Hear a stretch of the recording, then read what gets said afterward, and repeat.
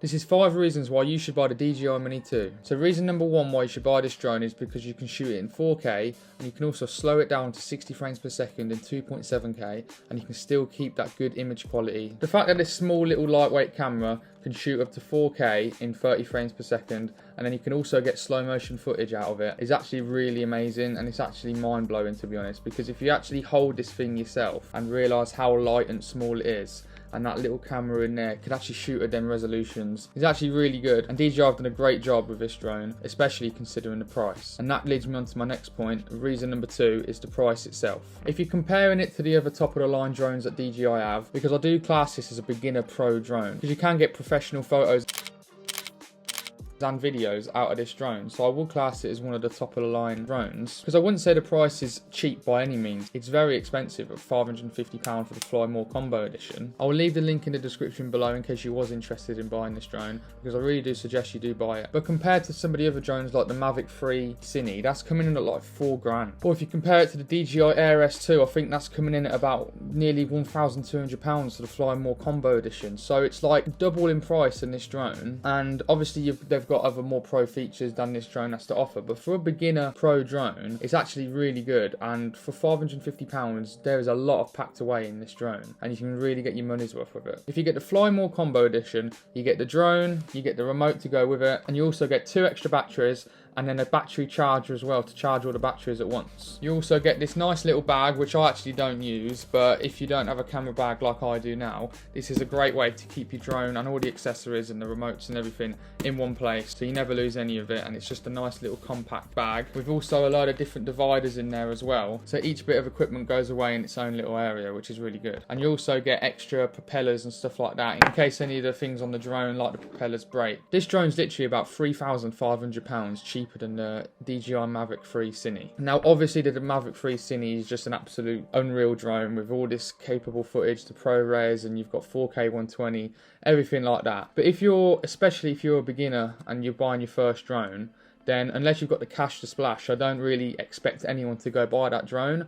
And this drone I think is an absolute amazing beginner starting point if you want to get into the DJI drone world. This is such a beginner friendly drone, and to be honest, if you're starting out, having a drone this small and lightweight is going to probably benefit people like the general public way more than having an absolute huge drone that they have to carry around everywhere anyway. And especially because you can literally take this anywhere.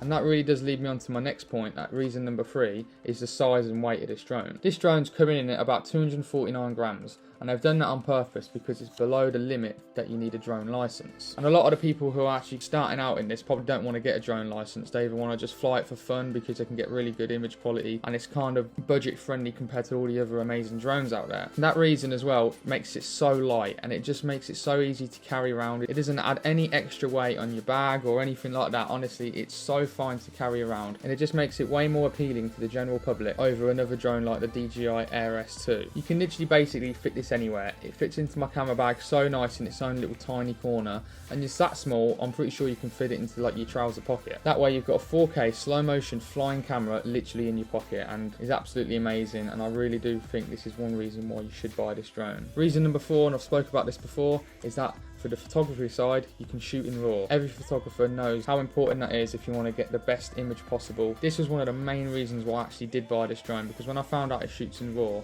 I just couldn't believe it, to be honest, and I was way all over it because I only shoot in RAW, and the fact that this shoots in RAW was one of the big major points of me buying this drone. Shooting in RAW paired with a 12 megapixel camera can produce some of the cleanest images possible, and this is why every photographer really should be looking at this for aerial photos, because you can get some stunning images from it. It's a shame that it doesn't shoot in D-Log because that's similar to RAW in the video style, but I'll talk about that more in the next video on 5 reasons why you shouldn't buy this drone. So make sure you are subscribed so you don't miss that video in the future. Now the 5th reason why you should buy the DJI Mini 2, and there's actually a lot more reasons than 5, but I have to just fit it into 5 reasons for the point of this video, is the actual power of the drone itself. What I mean by that is the actual power of like the propellers when it's actually flying in the air. When it's in the air, even when there's strong winds, it does its best to absolutely try and stay still in that position, and it doesn't fly around and the wind don't take it anywhere. Now it might move a little bit in the air, but it just stays in that one area. But considering that this is 249 grams and has the power to fight off wind, is absolutely unreal. And honestly, when I first got this, it blew my mind because I had an old drone